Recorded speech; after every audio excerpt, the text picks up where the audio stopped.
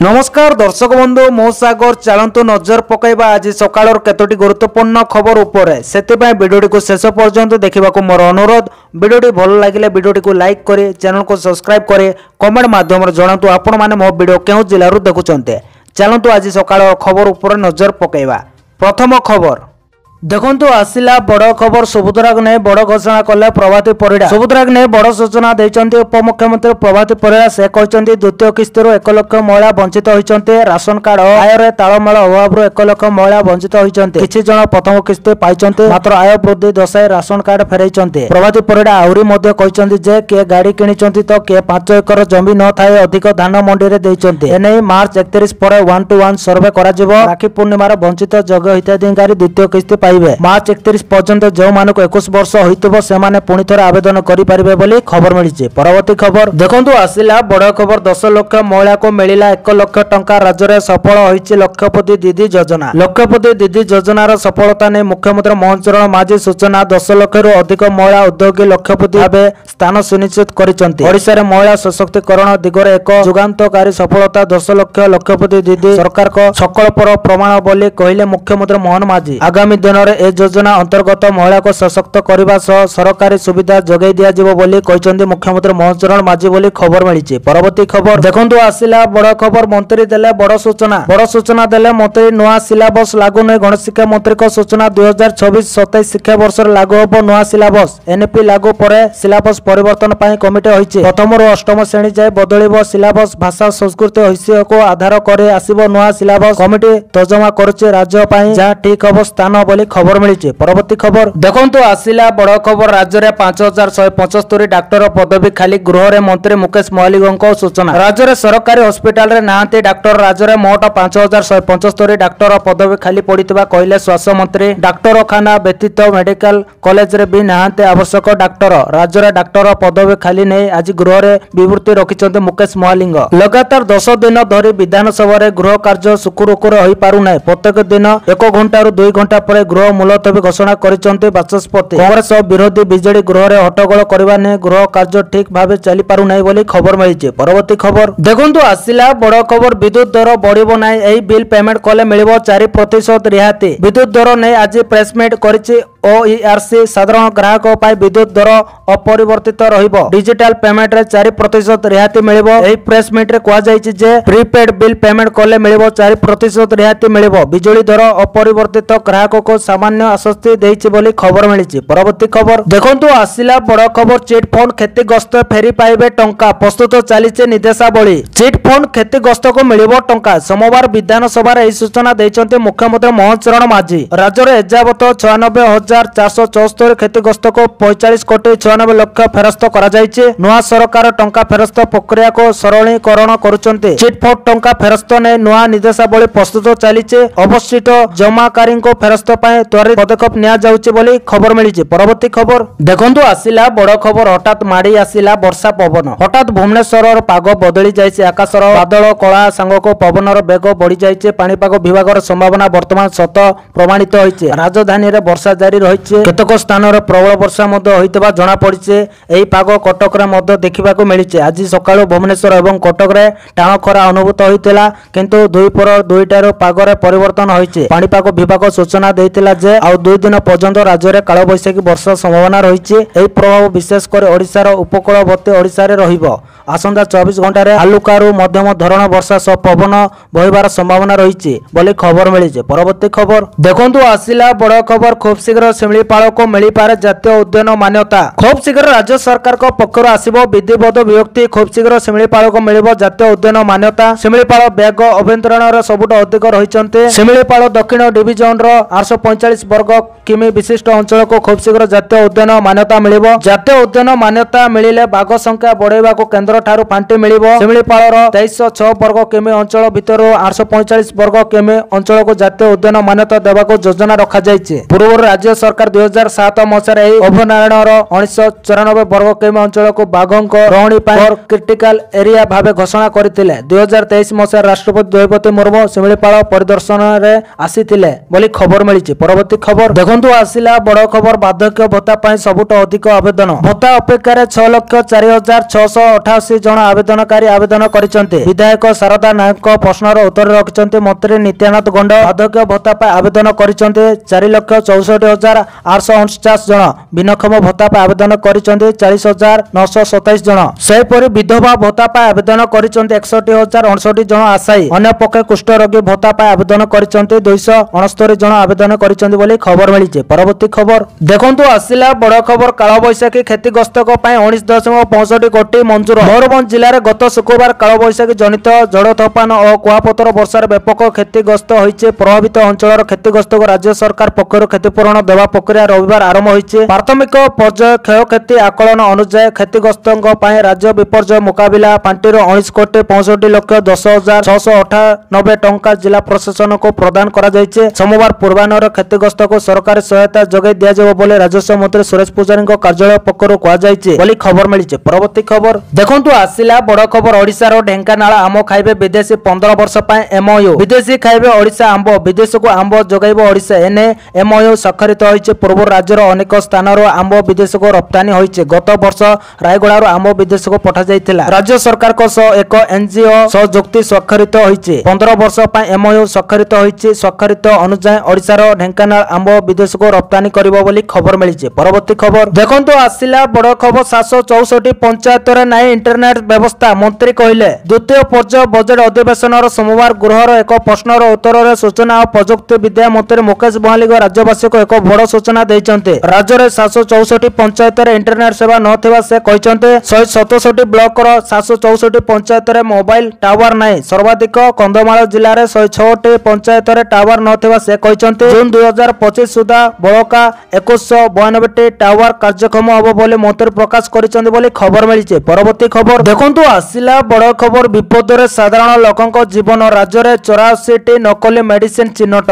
राज्य में सबू मिलुछि नकली पूजा घी ठारू आरंभ कर गाड़ी इंजिन ऑयल सबू नकली। एबे लोक मानक जीवन रक्षा पाई नकली औषध मध्य मिलुवा जना पड़िছে। सोमवार विधानसभा यह सूचना देइछन्ति स्वास्थ्य मंत्री मुकेश महालिंग। मंत्री को सूचना अनुसार गत 3 वर्ष में 13,052 नमूना परीक्षण करा जायतिला। सेतिर 84 मेडिसिन नकली थिबा चिन्हट होइছে। एही नकली मेडिसिन ने 107 मामला 15 जन को गिरफ्त करा जायतिला बेले 3 वर्ष मध्य 4,462 चढ़ाऊ करा जायछि बोली खबर मिली। परवर्ती खबर देखंतु आसिला बड़ खबर 5 वर्ष में चाकरी हरैछन्ते 168 अधिकारी। गृह में उठिला दुर्नीति प्रसंग टंकधर त्रिपाठी प्रश्नर उत्तर देइछन्ते मुख्यमंत्री मोहन चरण माझी। 5 वर्ष में दुर्नीति और आय बहिर्भूत संपत्ति ठूल अभियोग में 168 जन सरकारी अधिकारी चाकरी हरैछन्ते बोली से कहछन्ते। राज्य को दुर्नीति मुक्त करने दिगरे सरकार प्रयास जारी रखिछन्ते। दुर्नीति विरोध में लड़ाई जारी रही। 2014 रु 2025 फेब्रुआरी जाए विजिलेंस 3,623 दुर्नीति निवारण मामला पंजीकरण करिछि। सेति मध्यरु 2553 मामलार फैसला होइछि। जेउतरे 948 जन दोषी साब्यस्त होइतबा बेले 1053 मामलार अभियुक्त 10 मुक्त होइछन्ते। 120 जन सरकारी ऑफिसर और कर्मचारी मानको चाकरी रो बरखास्त करा जाइछि। 39 जन को दिया जाइछि बाध्यतामूलक अवसर प्रदान करा जाइतबा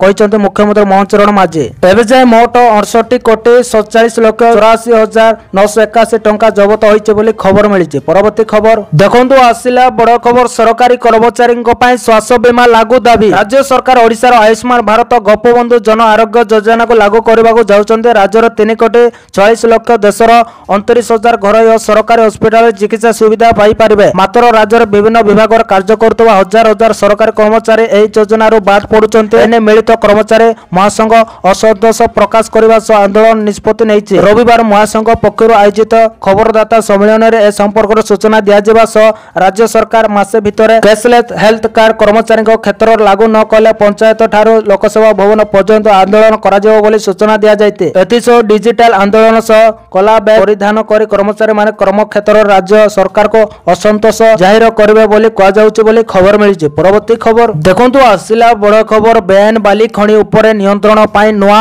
एसओपी आनिला ओडिशा सरकार। अवैध बाली खणीर अनधिकृत परिवहन को रोकिबा एवं बाली खणी कार्य रे स्वच्छता सुनिश्चित करबा पाई एक कठोर मानक कार्य प्रणाली एसओपी प्रचलन ପ୍ରସାରଣ କରିଛନ୍ତି ଓଡ଼ିଶା ସରକାର। ସୂତ୍ର ଅନୁଯାୟୀ ନୂତନ ନିୟମାବଳୀରେ ବାଲି ଖଣିଗୁଡ଼ିକରେ ସିସିଟିଭି କ୍ୟାମେରା ସ୍ଥାପନ, ସୁରକ୍ଷା କର୍ମୀ ନିୟୋଜନ ଏବଂ ବ୍ଲକ କର୍ତ୍ତୃପକ୍ଷଙ୍କୁ ଘାଟ ଦାୟିତ୍ୱରେ ରଖାଯାଇଛି। ନୂତନ ଏସ୍ଓପି ଅନୁଯାୟୀ ପଞ୍ଚାୟତ ଗୁଡ଼ିକ ଘାଟଗୁଡ଼ିକ ପରିଚାଳନା କରିବେ, ତଦାରଖ ଏବଂ କାର୍ଯ୍ୟରେ ସମୁଦାୟର ଅଂଶଗ୍ରହଣ ସୁନିଶ୍ଚିତ କରିବେ। କଲେକ୍ଟରଙ୍କ ଅଧ୍ୟକ୍ଷତାରେ ଏବଂ एसपी, डीएफओ, एडीएम एवं 12 जन अन्य अधिकारी को नहीं एक जिला स्तरीय कमिटी खणी कार्यकलाप तदारख करिवो बोली खबर मिली। परवर्ती खबर देखंतु आसिला बड़ खबर कमिला काल बैशाखी प्रभाव आजिठू पुणी कंदाइबो मुंड फटा खरा। आजिठारु पुणी बढ़िबो ताती पाखापाखि 6 डिग्री पर्यंत तापमात्रा बढ़िबा नै पाणीपाग विभागर पूर्वानुमान करा जायछे। मार्च अधारु जळुथिला अधारु अधिक ओडिशा काल बैशाखी वर्षा फल तातीर सामान्य रिहाती पाइथिले हेले एबे पुणी से मुंड फटा खरा जनजीवन को अस्तव्यस्त करिवो कारण आजिठू कमिबो वर्षार प्रभाव। आ 2 दिन पर्यंत राज्य में काल बैशाखीर वर्षा संभावना रहिछे हेले सबु जिला पई नुहे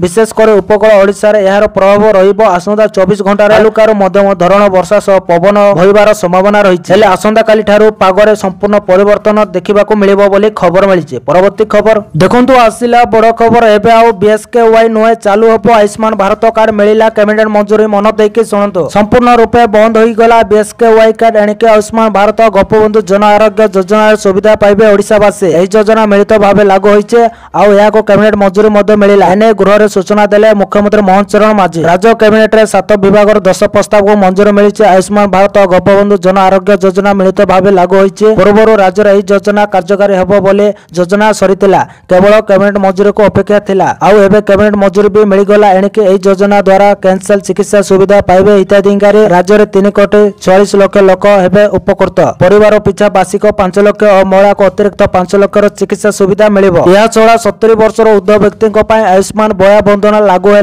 देशर 29,000 मेडिकल रे सुविधा मिलिबो। पूर्व केवल 900 हॉस्पिटल रे चिकित्सा सुविधा मिलुतला। यह सह राज्य रे सड़क नीति को मध्य कैबिनेट रे अनुमोदन मिलिछि बोली खबर मिलिछि। परवर्ती खबर देखंतु आसिला बड़ खबर भुवनेश्वर रे भी नकली पुलिस चाकरी कराई देबा नारे ठकुतवा बेले बांधिला असली पुलिस। नकली पुलिस डीएसपी को बांधिला पुलिस एभली घटना राजधानी भुवनेश्वर रे देखिबाकू मिलिछि। भुवनेश्वर शहीद नगर थाना पुलिस हेफाजत रे नकली डीएसपी नकली पुलिस सब इंस्पेक्टर मानज रंजन सेनापति खबर अनुसार से निजको डीएसपी रो परिचय दे चाकरी देबा नारे ठकुतिले। भद्रक वासुदेवपुर अंचल मानस नकली डीएसपी साजी भुवनेश्वर रे खारबेल नगर थाना अंचल रे थिबा मधुसूदन नगर रहुतिला। 2 लाख रु अधिक नकली टंका नकली police I card police uniform नकली नियुक्ति पत्र कार मोबाइल फोन आदि जब्त होइछे। शहीद नगर अंचल रु नाइट लॉकिंग चेकिंग बेले पुलिस हाथ रे धरा पड़िचंती नकली डीएसपी बाबू बोली खबर मिलिछि। परवर्ती खबर देखंतु आसिला बड़ खबर आउ निर्वाचन लड़िबी नाही कहिले निरंजन पटनायक। निरंजन पटनायक विस्फोरक बयान आउ निर्वाचन लड़िबी नाही कहिले निरंजन पटनायक। बयसाधिक कारणरू आउ निर्वाचन लड़िबी नाही युवपीढ़ी को आगो को रास्ता छाड़िबा दरकार बोली निरंजन कहचंती। बीजेपी रे निर्वाचन लड़िबा पय बयस सीमा रहिछि किंतु आम दल निर्वाचन लड़िबा पय बयस सीमा नाही। प्रत्यक्ष राजनीतिर ओहिरिबिनी कि से कथा भाबिनी स्थिति रे युवपीढ़ी को सुजोग देवा कथा। नीति आदर्शन रे अनुप्राणित होई राजनीति करबा कथा। देश को रक्षा करबा हेले युवपीढ़ी को सुजोग देवा उचित बोली निरंजन पटनायक कहचंती। 2टी निर्वाचन मंडली रो निर्वाचन लड़िबा मोर भोल पीसीसी सभापति भाबे मोर किछि दायित्व रहितिला। केहि सेही आसन रो लड़िबा पय प्रस्तुत नथिले न लड़िले 5% भोट कमिबो तेणु निर्वाचन लड़िबा पय बोली खबर मिलिछि। परवर्ती खबर देखंतु आसिला बड़ खबर 10 वर्ष रे 2 गुणा हैला अर्थनीति चमत्कार करला भारत। अंतर्जातीय मुद्रा पांठी आईएमएफ तथ्य अनुसार भारतर गत 10 वर्ष मध्य 5% अभिवृद्धि सहित यार जीडीपी मोट घरोई उत्पादन द्विगुणित करिछि जहा 2015 रे 2.1 ट्रिलियन डॉलर रो 2025 रे 4.3 ट्रिलियन डॉलर होइछि बोली खबर मिलिछि। परवर्ती खबर देखंतु आसिला बड़ खबर 2025-26 वर्ष पय घोषणा हबो नया विद्युत दर। सोमवार ओडिशा विद्युत नियामक आयोग ओईआरसी 2025-26 आर्थिक वर्ष पय नूतन विद्युत शुल्क घोषणा करबाको जाउछि।